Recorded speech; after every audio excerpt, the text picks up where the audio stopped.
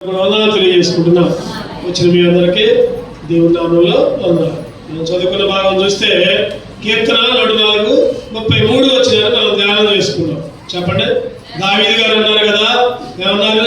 నా జీవితకాలం అంతా యెహోవాను స్తుతిస్తా, నా జీవితకాలం అంతా దేవునికి కీర్తనలు పాడుతా, నా జీవితకాలం అంతా. 5 అంశాలు చూసుకున్నాము. చెప్పండి. ఒకటిది మరణ భయం నుంచి తప్పించాడు.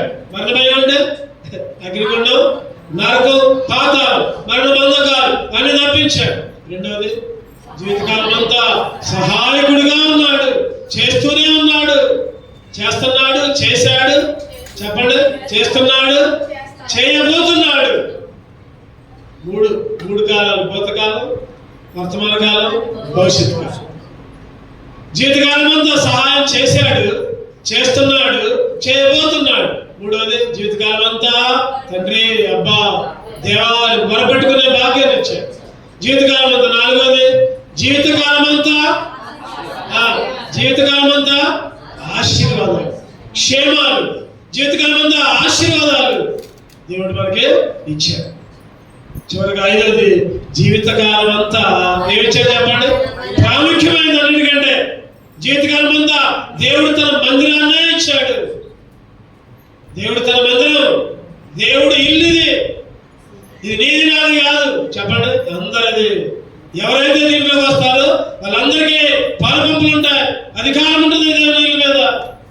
ఇది అందరిది. దేవుని మందిరాలు ఇచ్చాడు. జీవితకాలం అంతా కష్టం వచ్చినా, బాధ వచ్చినా, సంతోషం వచ్చినా, దుఃఖం వచ్చినా, ఆనందం వచ్చినా ఆయన మందిరములో దావీదు గారు, ప్రభువా, దేవా, నేను నా కుటుంబం నిత్యము నీ సన్నిధిలో భాగ్యాన్ని అయ్యా. నాకు కింద ఇంకొక వచ్చిన ఉంటుంది, చదవండి. నాకు వచ్చిన 104:34 కీర్తనలు బలలో ఈ వచ్చినాన్ని మనం ధ్యానిద్దాం. 104:34 ఆయనను గూర్చి నా ధ్యానము ఆయనకు ఇంపుగా ఉండును గాక. మన ధ్యానం మన మందిరంలో గడిపే విషయం, లేదా మనం దేవుని స్తుతించే విషయం, మనం చేసే పనులు, దేవుని మందిరానికి ఏం చేస్తున్నాము, ఏమి ఇస్తున్నాము, దేవుని మందిరం పట్ల ఎలా ఉంటున్నాము, అవన్నీ ఎట్లా ఉండాలంటే చెప్పండి? ఇంపుగా రాకపోతే నువ్వు ఎంత ఇచ్చినా ఉపయోగం లేదు, ఎన్ని పనులు చేసినా ఉపయోగం లేదు, ఎంత మందిరం వరకు నువ్వు ఎంత సమర్పించుకున్నా ఉపయోగం లేదు. నువ్వు చేసే ప్రతిదీ కూడా ఎట్లా ఉండాలంటే చెప్పండి? ఇంపుగా. ఇంపంటే ఏంటక్క? ఇష్టంగా, దేవునికి ఇష్టంగా ఉండాలి. మనం చేసే ప్రతి పని, మన మాట, మన చూపు, మన నడక దేవునికి ఇంపుగా ఉండాలి. మందిరంలో వచ్చి పాటలు పాడి, వాక్యాలు చెప్పి, ప్రార్థన చేసి, మన ఇంటి దగ్గర అదే నోరుతో, గద్దర నోరుతో ఎగబడ్డాం అనుకోండి, దేవుడికి ఇంపుగా ఉంటామా? చెప్పండి. ఇంపుగా ఉంటామా? అస్సలు. ఒక గంట 2 గంటలు, ఒక రోజు 2 రోజులు, లేకపోతే ఒక ఆదివారం మాత్రమే, అట్లా కాదు.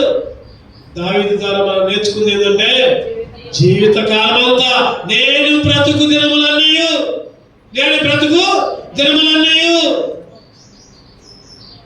మూల వచ్చిన చదువుకున్నాం. ఇంకో వచ్చిన బలం సందర్భంగా ఇందాక చదువుకున్న మాట చదవండి. Hebrew 10:38. ఈరోజు బలలో చేవేసినప్పుడు ఎవరు పడితే వాళ్ళు చేసేది కాదు.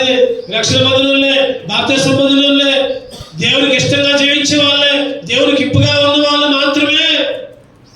ఇప్పుడు చెప్పబడే వాక్యంలో ఎవరైనా సరి చేసుకొని బలలో చేయాలి. 10:35 సవరణగా నా ఎదుట నీతిమంతుడైన వాడు విశ్వాసముగా జీవించను కానీ అతడు వెనుక తీసిన ఎడల అతని యందు నా ఆత్మకు అతడు వెనుక తీసిన ఎడల అతని యందు నా ఆత్మకు సంతోషమును. అతను ఇంపుగా లేకపోతే, అతను ఇష్టంగా లేకపోతే అతని యందు నా ఆత్మకే సంతోషం. ఈరోజు ఈ మధ్యాహ్న కాలంలో దేవుని మందిరంలో ఎట్లా ఉంటున్నాం మనం? దేవునికి ఇష్టముగా, దేవునికి ఇంపుగా ఉంటున్నామా, లేకపోతే వెనుక తీసి దేవుని బాధపెట్టే వాళ్ళగా ఉంటున్నామా? దేవుని ఆత్మగా ఏం చేయాలి చెప్పండి? సంతోషంగా ఉండాలి. నిన్ను బట్టి నన్ను బట్టి ఈరోజు దేవుడు సంతోషపడాలి. మన ద్వారా దేవునికి ఆనందం రావాలి. ఎప్పుడు ఎప్పుడు వచ్చింది చెప్పండి దేవుని కాలం? ఎప్పుడు ఎక్కడున్నా, కూర్చున్నా నిలబడ్డా పడుకున్నా ఏం చేయాలి మనం చెప్పండి? దేవా దేవా అనుకుంటూనే ఉన్నాం. ఒక ఆమంట సీరియల్ చూసుకుంటే దేవుడా సీరియల్ వస్తుంది కరెంట్ పోకుండా చేయాలంట. చెప్పండి ఏమన్నా చెప్పండి. సీరియల్ చూసేటప్పుడు అంట కరెంట్ పోకుండా అట్ట కూడా దేవుడిని అడిగే వాళ్ళు ఉన్నారు చాలా మంది. దేవునికి ఇష్టమైనవి చేసుకుంటా దేవుడిని అడుగు. దేవునికి ఇష్టమైనవి చేసుకుంటా దేవుడా దీంట్లో సహాయపడు, దాంట్లో సహాయపడు, ఇచ్చేయి. నువ్వు చేసేదేమో దేవునికి ఇష్టం లేకుండా మరి దేవుడేమో సహాయం చేయాలి. ఏదో నువ్వు అనుకుంటున్నావేమో నేను ప్రార్థన చేశానే, చేయడు దేవుడు, ఏమాత్రం కూడా చేయడు. ఆయన సంతోషపడు. ఏం చేయాలంట ఆయన సంతోషపడాలంటే అక్కడ ఒక మాట ఉంది, అతడు వెనుక తీసిన ఎడలా వెనుక తీయకూడదు. ఏం చేయాలి చెప్పండి? వెనుక తీస్తే దేవుడికి సంతోషం ఉండదు. మరి ఎప్పుడు సంతోషం? దానికి ఆపోజిట్ వెనుక తీయకూడదు, ముందుకు పోవాలి. చెప్పండి ఏం చేయాలి? ముందుకు పోవాలి. రాను పెరగాలి కానీ తగ్గకూడదు. విశ్వాసంలో పెరగాలి. రాను ఏమాత్రం ఒక ఆయన చదువుకుంటా కాకరకాయ అని చివరిలో ఏమన్నా వచ్చిన చదువు కూడా పోయింది. కేకరకాయ. ఈరోజు చాలా మంది విశ్వాసులు వెనక తీస్తున్నారు. ఆరంభంలో ఉన్న ఆత్మ ఉన్నట్ల సైతాన్ గాడు వెనక్కి ఆగుతా ఉన్నాడు. ప్రార్థనకు పోయినా ఏం కాదులే, ఆదివారం దేవుని స్తుతించబోయినా ఏం కాదులే, ఇగో పలా దగ్గర పో. ఫంక్షన్ ఉందా? ఫంక్షన్ ఎప్పుడో వచ్చిందిగా, ఫంక్షన్కే పో. ప్రార్థన ఎప్పుడు ఉండేదేగా. ఎవడు మాట్లాడేది? సైతాన్ గాడు, అపవాది. ఈ మధ్య ఒక మీటింగ్లో చెప్పారు, సేవకుల మీటింగ్లో చెప్తారు. ఏమని చెప్పారంటే, అయ్యా సేవకులారా జాగ్రత్త, మీరు నిష్పక్షంగా ఉన్నాడు. ఎవరో ఏదో అనుకుంటారని వాక్యం చెప్పమాకండి. ఎవరో ఏదో అనుకుంటారని ఉన్నట్టు చెప్పండి. హెచ్చరించండి, బిడ్డల్ని, సంఘాన్ని హెచ్చరించండి. చెప్పుకుంటూ చివరిలో ఒక మాట ఉంది, ప్రతి ఆదివారం వచ్చే బిడ్డలుగా మీ మందిరంలో ఉన్న విశ్వాసాన్ని సిద్ధపరచండి. ఒక ఆదివారం వచ్చి ఒక ఆదివారం మానేసే వాళ్ళగా ఉండకూడదు. అటు ఉండాలి. డైరెక్ట్ గా చెప్పండి, ప్రతి ఆదివారం రమ్మని చెప్పు. డైరెక్ట్ గా దేవుడు నీ గురించి దుఃఖపడతాడు, దేవుడు నీ గురించి బాధపడతాడు. ప్లాన్ వేసుకోమని చెప్పండి వాళ్ళకి. ఏం ప్లాన్ వేసుకోవాలి? ఆదివారం మందిరంలో గడపడమే, అదే ప్లాన్. ఇంకేదైనా చేయాలనుకోండి మిగిలిన రోజుల్లోనే ఇంకేదైనా చేయాలన్నా, ఏదైనా ఊరికి పోవాలనుకోండి ఆదివారం మందిరంలో గడిపి ఊరికి పోండి. ఆదివారం నువ్వు ఎక్కడ ఉండకూడదు, గుర్తుపెట్టుకోవాలి మాట. ఎందుకంటే ఆ సేవకులు చెప్తుంటే మాకు ఒళ్ళు గగురుపాడైంది. ఏమి అసలు చెప్పట్లేదు ఈ మాటలు చెప్పట్లేదు. నిజంగా నువ్వు ఏ ఊరు పోయినా ఉంటాయి, పనులు ఉంటాయి. ఆదివారాలు కూడా ఉంటాయి. అయినా కానీ దేవుని మందిరంలో ఒక గంట గడుపు. బలవర్తమానికి ఆరాధవర్తమానికి వచ్చి నీ అత్యవసరమైతేనే అది కూడా వచ్చి కాసేపు ఉండి దేవుని సన్నిధిలో ఉండి వెళ్ళు.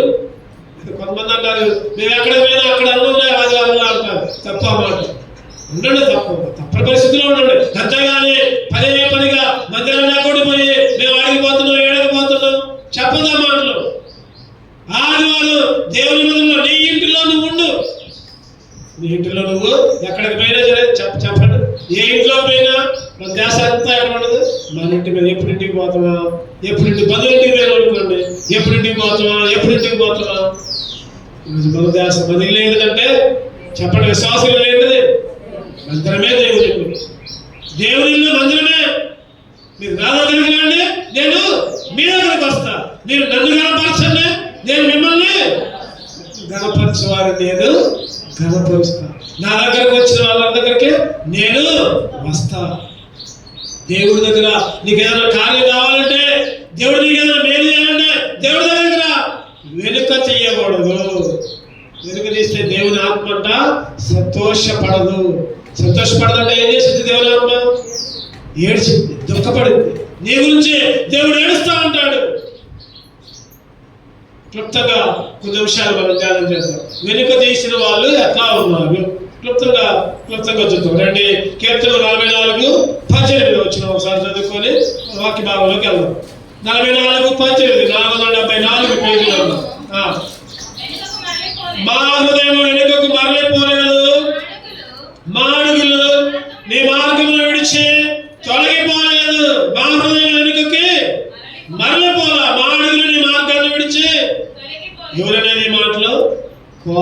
కుమారులు చెబుతున్నారు.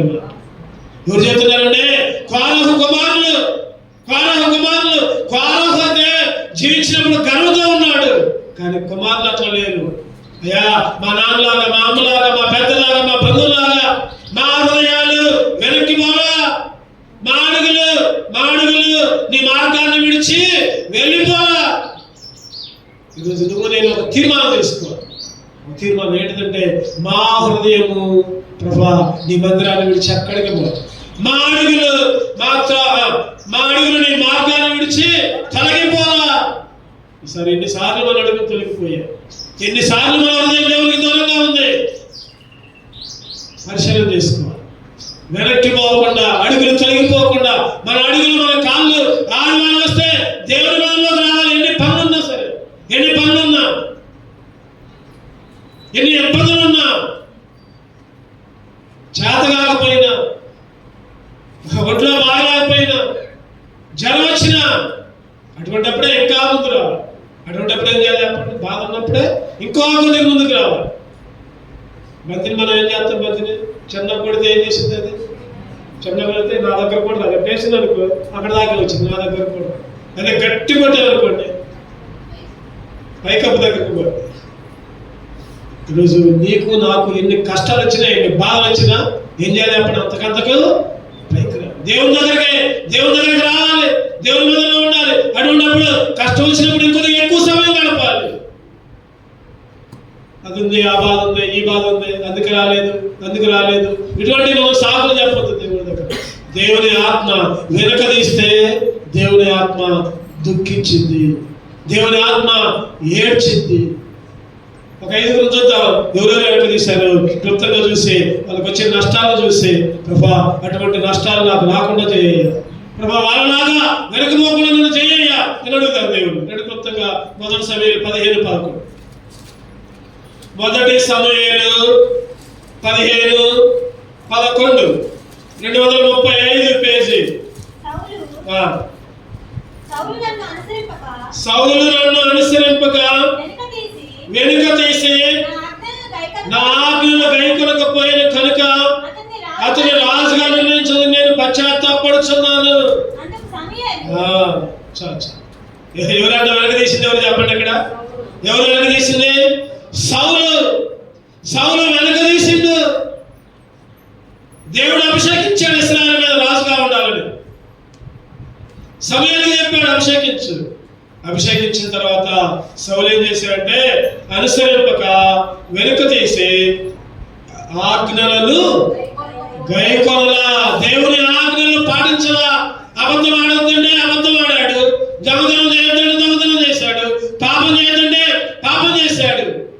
దేవుడి పని చేయాల, వెనుక తీశాడు. సౌలు ఏం చేశాడు చెప్పండి? వెనుక తీశాడు. అందుకనే దేవుడు సౌలుని రాజుగా ఉంచలా. రాజుగా ఉంచలా, రాజుగా కానీ కూడా ఇలా. నిజంగా సౌలు రాజుగా ఉంటే సౌలు తర్వాత ఎవరు కావాలి? సౌలు కొడుకే కావాలి. దావీదు రాజు అయిన తర్వాత దావీదు కొడుకు సొలొమోను రాజు అయ్యాడు. సొలొమోను కొడుకు, తర్వాత వాళ్ళు. కానీ ఇక్కడ సౌలు పరిస్థితి భిన్నంగా ఉంది. సౌలునే ఊష్టి తీసేశాడు. నువ్వు నా దగ్గర ఉండడానికి పనికిరా, నువ్వు వెనక తీసావు. భక్సింగ్ గారి కాలంలో మొహమాటలా కూడా చెప్పేవాళ్ళు. ఒక సేవకుడు, పెద్ద సేవకుడు, ఆయన భక్సింగ్ గారి కాలంలో ఉపయోగపడాడు. మంచిగా ఎన్నో ప్రాంతాల్లో సువార్త చేసిండు. భక్సింగ్ గారు అటు వెళ్ళిండు. అటువంటి సేవకుడు అంట ఒక ఆదివారం ఎవరో పిలిచారని వెళ్ళిపోయినాడు. భక్సింగ్ గారికి ఒక మాట కూడా చెప్పలేదు, కనీసం చెప్పను కూడా చెప్పకుండా ఎవరో పిలిచారని. ఆయన పోయింది సేవకే, ఆయన పోయింది వాక్యం చెప్పడానికి. కానీ అక్కడ స్థానిక సేవకుడికి చెప్పకుండా వెళ్ళిపోయారు. వెళ్ళిపోయిన తర్వాత మళ్ళీ ఆదివారం వచ్చిందంట వాక్యం చెప్పడం. వస్తే భక్సింగ్ గారు ఒకటే మాట, నువ్వు ఇక్కడ పనికిరావు, ఇక్కడ నువ్వు పనికిరా, వెళ్ళిపో, సర్దుకో, మోటమ్మలో సర్దుకో, వెళ్ళు ఇక్కడ పనికిరాను. ఈరోజు ఎందుకు ఈ మాటలు చెబుతున్నానంటే వెనుక తీయొద్దు, ఏమాత్రం కూడా వెనుక తీయొద్దు. వెనుక తీస్తే మందిరంలో ఉండడానికి పనికిరావు, అంతే. ఏమాత్రం కూడా లెక్కలేదు. దేవుని ఆత్మ దుఃఖపడింది. సౌలుతో అంటున్నాడు, నువ్వు వెనుక తీశావు, దేవుని ఆజ్ఞలను గైకోలా, దేవుని ఆజ్ఞలను పాటించరా. ఈరోజు సీయోను మందిరంలో ఉన్న నువ్వు ఎన్నిసార్లు వెనక తీస్తున్నావు, ఎన్నిసార్లు వెనకంజ వేస్తున్నావు, ఎన్నిసార్లు దేవునికి దూరంగా ఉంటున్నావు. అరే ఒకప్పుడు వచ్చినావే, ఒకప్పుడు మందిరంలో ప్రతి గుడికి వచ్చావే, ఎందుకని వెనకంజా? ఈరోజు దేవుడు మాట్లాడుతూ ఉంటుంటే మనం సరి చేసుకోవాలి. సౌలు మొదటి సమయాలు 10వ అధ్యాయం చదవాలండి. మొదటి సమయాలు 10:9 చదవాలండి. 10 అతడు సమూయేలు వద్ద నుండి వెళ్ళిపోవడానికి తిరుగుగా దేవుడు అతనికి కొత్త మనసు, ఒకప్పుడు రాజుగా ఉండకన్నా ముందు దేవుడు కొత్త మనసు ఇచ్చాడు సౌలుకి. ఏం ఇచ్చాడు చెప్పండి? కొత్త దేవుని ఆత్మ కూడా వచ్చిందంటే సౌలు మీదకి. 10వ చదవండి. వారు ఆ కొండ దగ్గరకు వచ్చినప్పుడు ప్రవక్తల సమూహం అతను ఎదురుపడగా దేవుని ఆత్మ బలముగా, చెప్పండి, ఒకప్పుడు సౌలు కొత్త మనసు వచ్చింది, పాత మనసు లేనోడే. ఒకప్పుడు దేవుని ఆత్మ ఉన్నోడే, కానీ ఇప్పుడు చెప్పండి, ఒకప్పుడు అంటే కుదరదు. అప్పుడు చేసా, ఇప్పుడు చేసా, పలానప్పుడు వద్దు ఆ మాటలు. ఇప్పుడేంటి వాడేసినావు? ఇప్పుడేంటి నీ స్థితి? ఇప్పుడేంటి? సౌలుకి కొత్త ఆత్మ వచ్చింది, కొత్త మనసు వచ్చింది, దేవుని ఆత్మ వచ్చింది. అయినా కానీ ఏం చేశాడు చెప్పండి? మళ్ళీ పాత ఆత్మ వచ్చింది, మళ్ళీ సైతానాత్మ వచ్చింది. లేవికాండంలో ఒక చక్కటి మాట ఉంటుంది, చదవండి అన్నమాట. లేవికాండం 26, లేవికాండం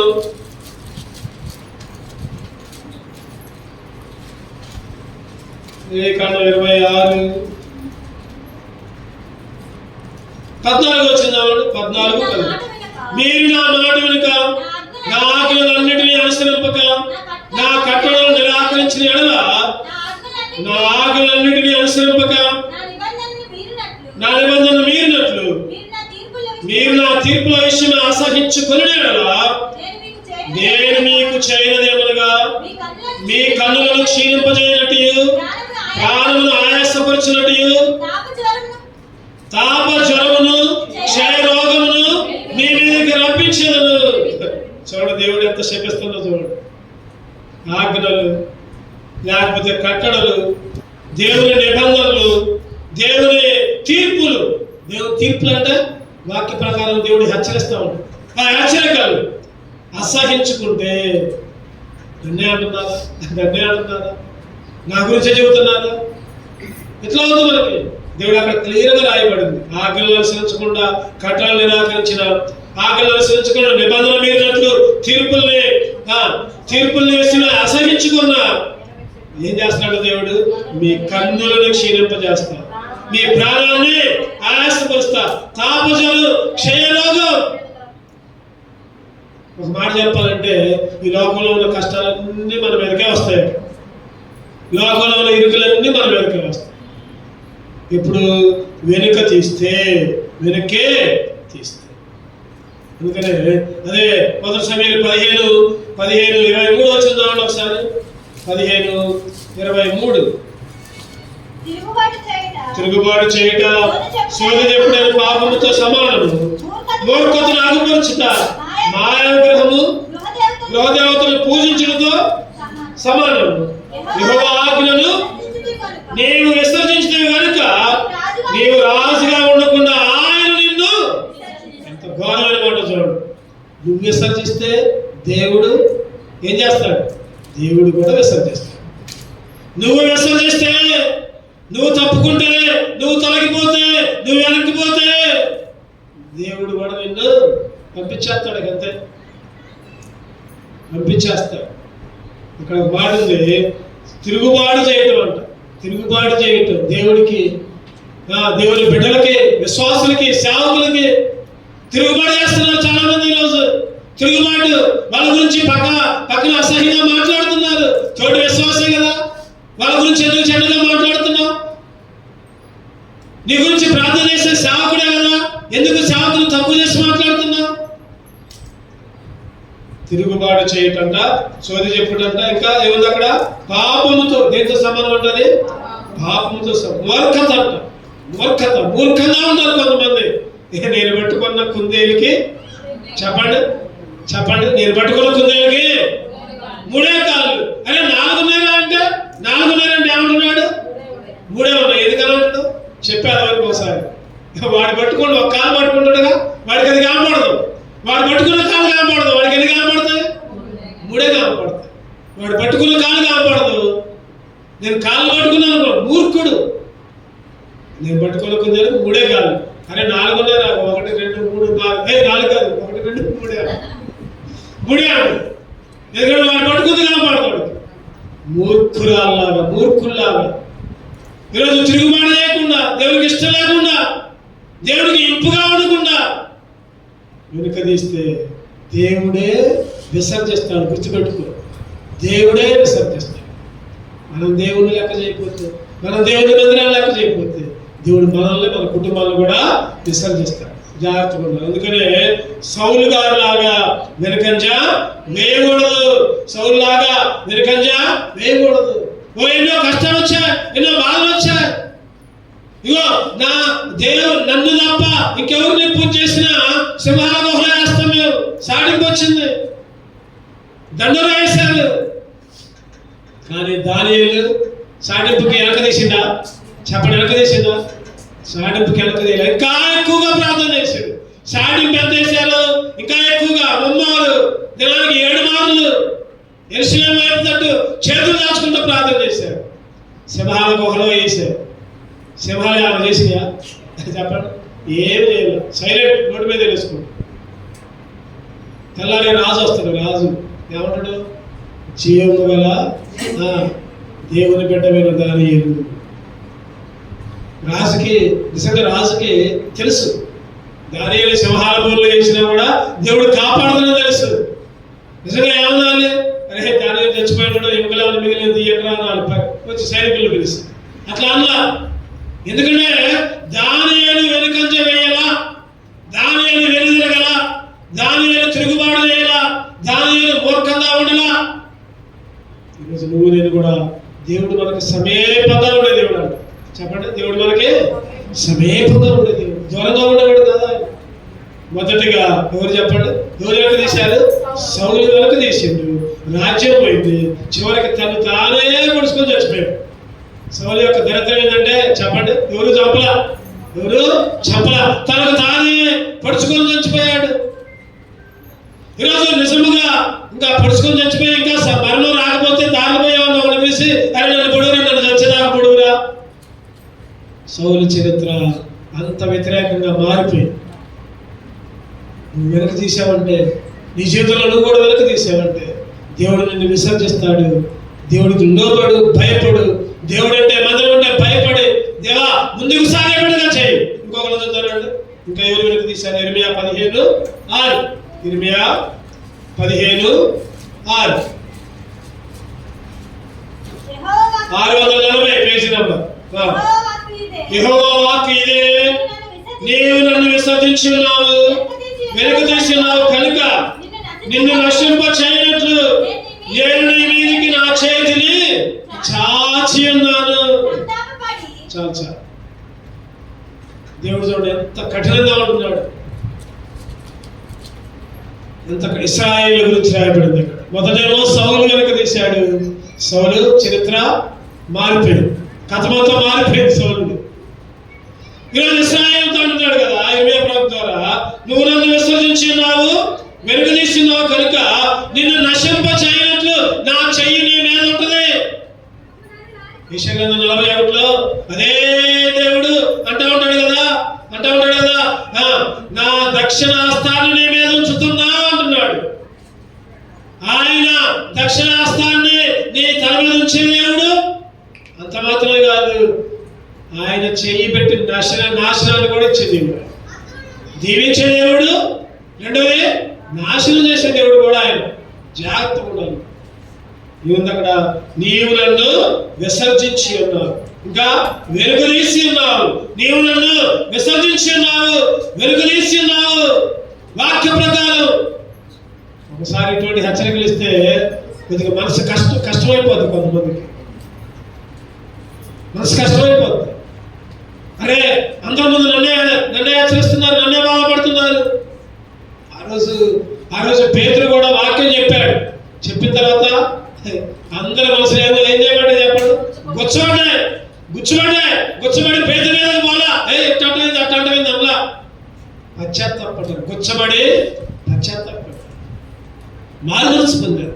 దగ్గర 3,000 మంది అపొస్తలుల కార్యాలు 2వ అధ్యాయంలో చూస్తే 2వ అధ్యాయం 30వ వచనం దగ్గర నుంచి చివరి దాకా చూస్తే ఎంతో మంది మారుమనసు పొందారు. వారికంట పొడవబడ్డారంట. మాట చెప్పాలంటే పొడవబడ్డారంట. ఈరోజు ఆత్మీయంగా పొడవబడాలి మనం, అంతేగాని శారీరకంగా పొడవబడితే ఎదురు తిరగటమే, తిరుగుబాటు చేయటమే. ఆత్మీయంగా పొడవబడి సరి చేసుకోవాలి, అది గొప్పతనం. చదవడం మాట ఎక్కడుంది అది గుర్తుపట్టు. అపొస్తలుల కార్యాలు 2:2 వాక్య ప్రకారం హెచ్చరికలు వస్తాయి, మనకి గద్దింపులు వస్తాయి, ఎన్నో వస్తాయి. 36 మీరు సిలువ వేసిన ఈ యేసునే దేవుడు ప్రభువుగాను క్రీస్తుగాను నియమించారు. ఎవరన్నారు ఇశ్రాయేలుతో వాళ్ళతో ఉంటుంటే పేతురు, మీరు సిలువ వేసిన ఈ యేసునే.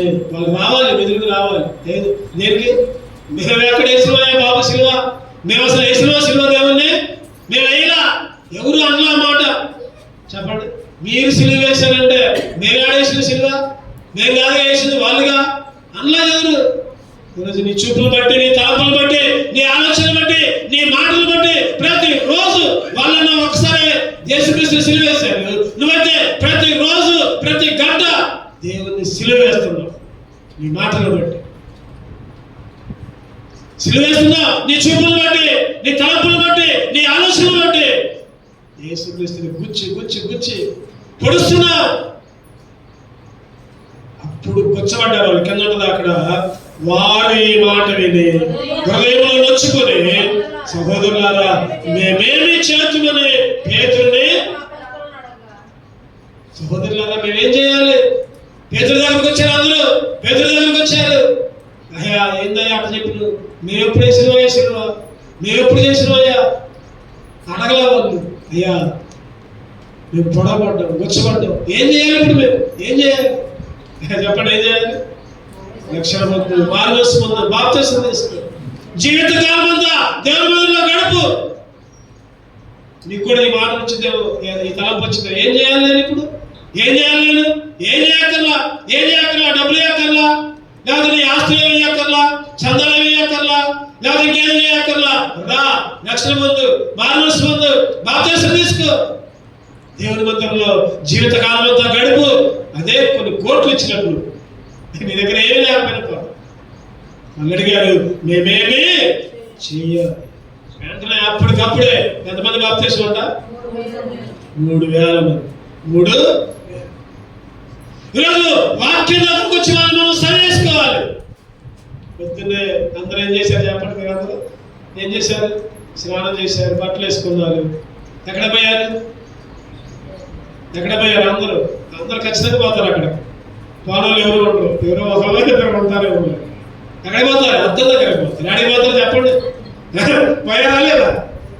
నేను అద్దం దగ్గరికి పోలేదని ఎవరు ఉన్నారా? నేనైతే పోయా, ఒప్పుకుంటున్నా. అందరం బయలుదేరి ఎక్కడికి పోతాం చెప్పండి? అద్దం దగ్గరికి. తల జరిగిందా, లేకపోతే ముఖం మీద ఏమైనా ఉన్నాయా, పౌడర్ ఎక్కువైందా, ఫెయిర్ లవ్లీ ఎక్కువైందా, సరి చూసుకుంటాం. అబ్బా బాగానే ఉన్నాను, బయటకు వస్తాం.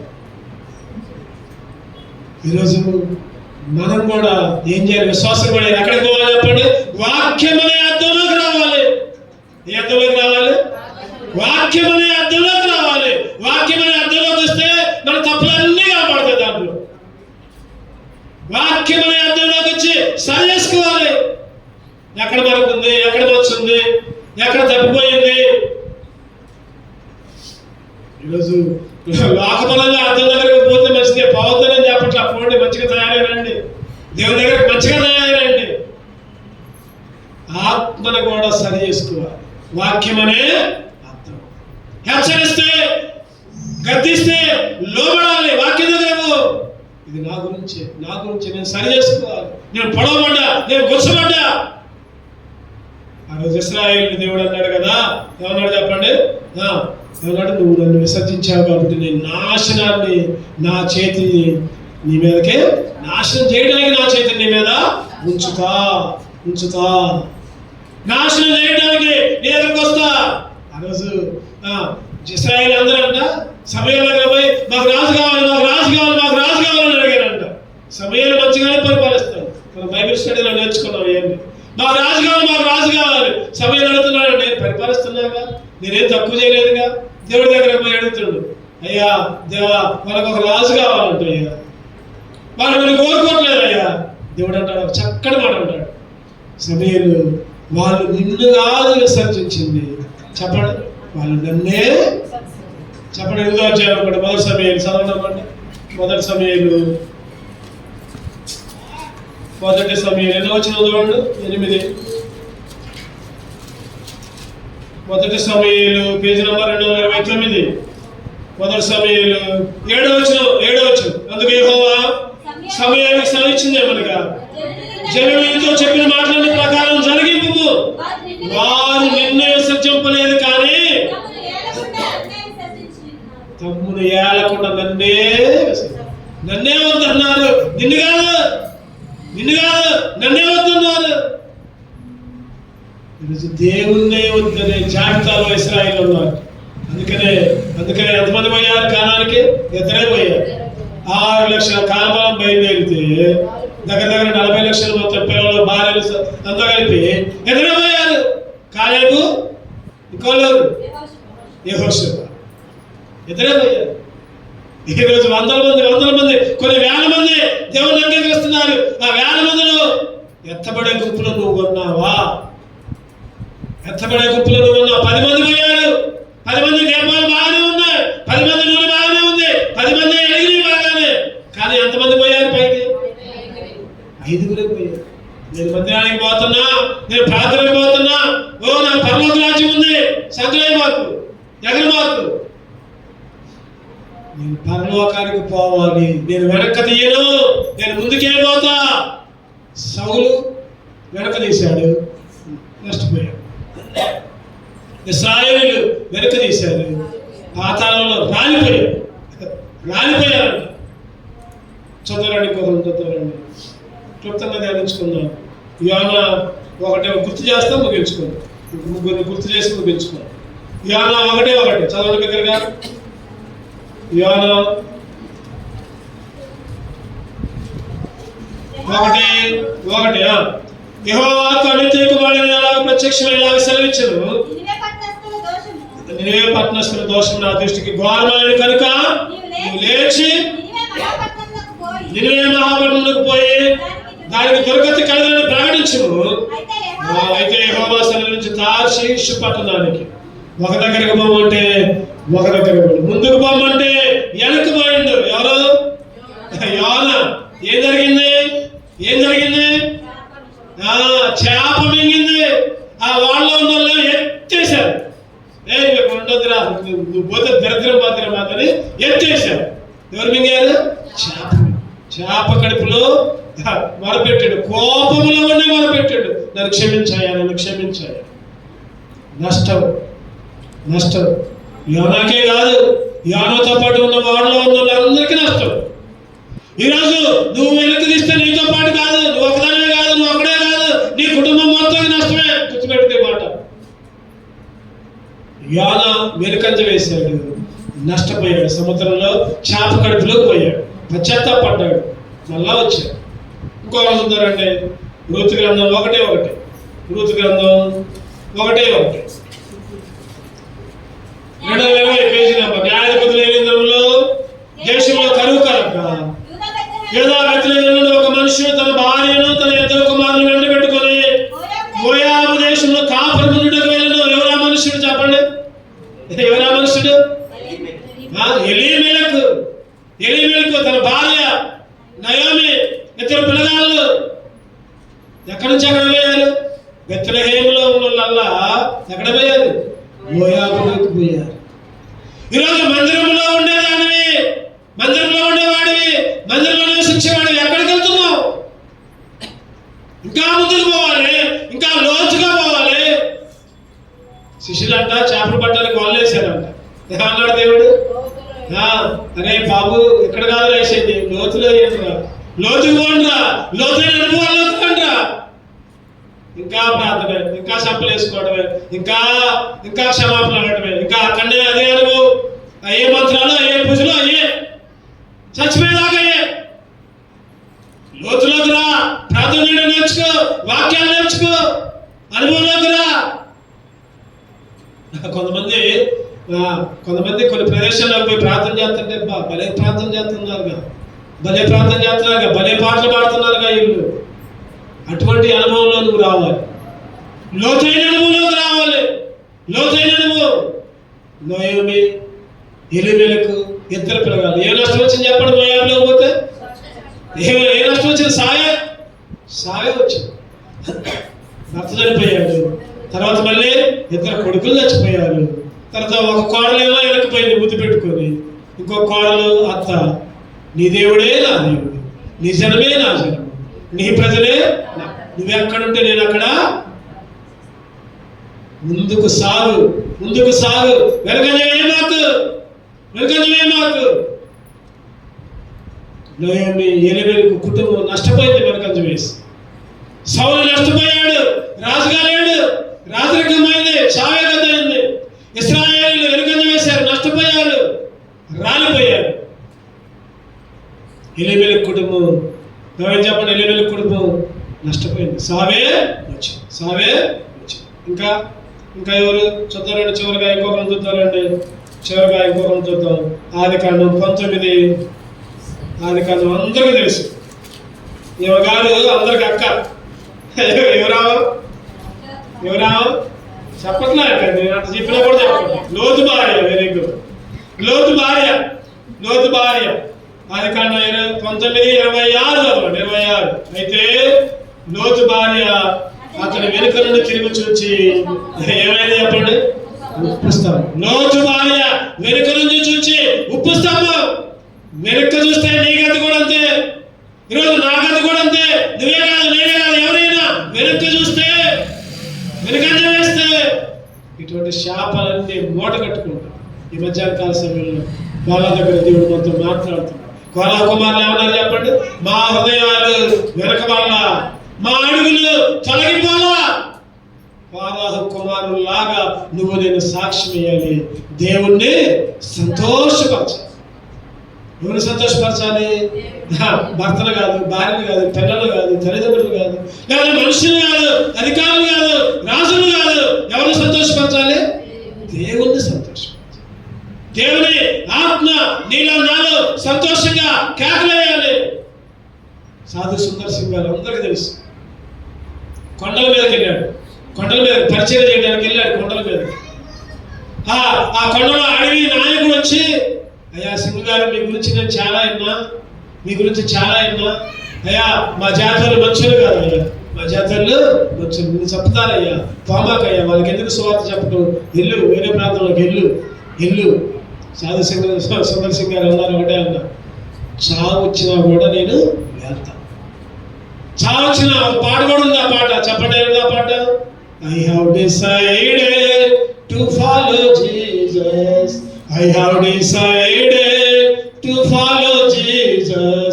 No turning back, no turning back, no turning back, no turning back. Turn కావడం ఏం చేయకూడదు చెప్పండి? వెనక్కి.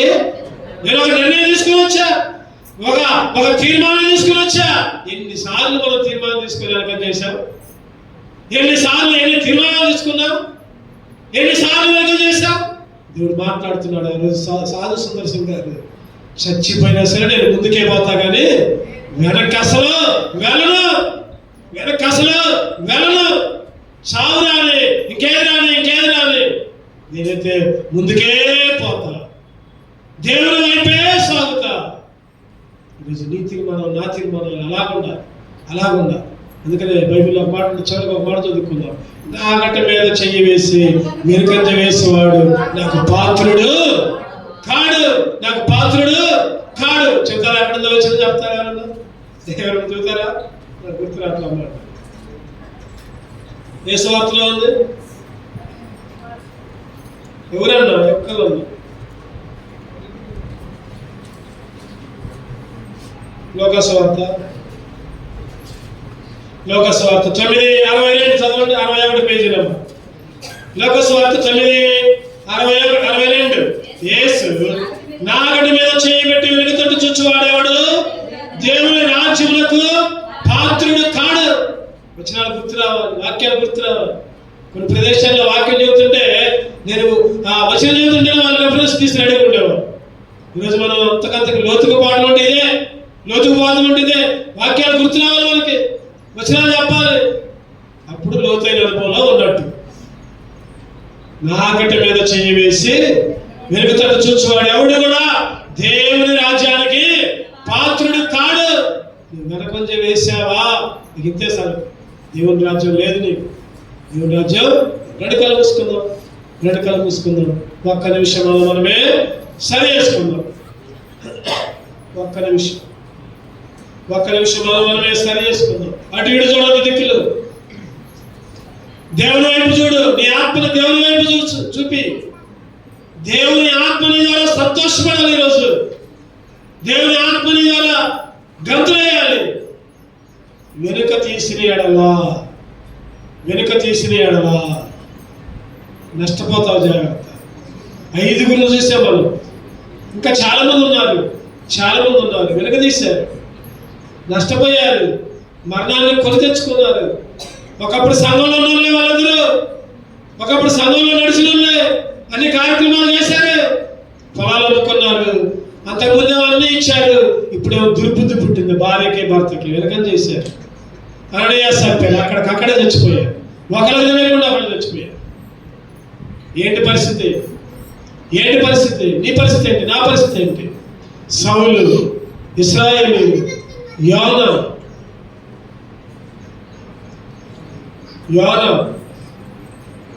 ఎలీమెలెకు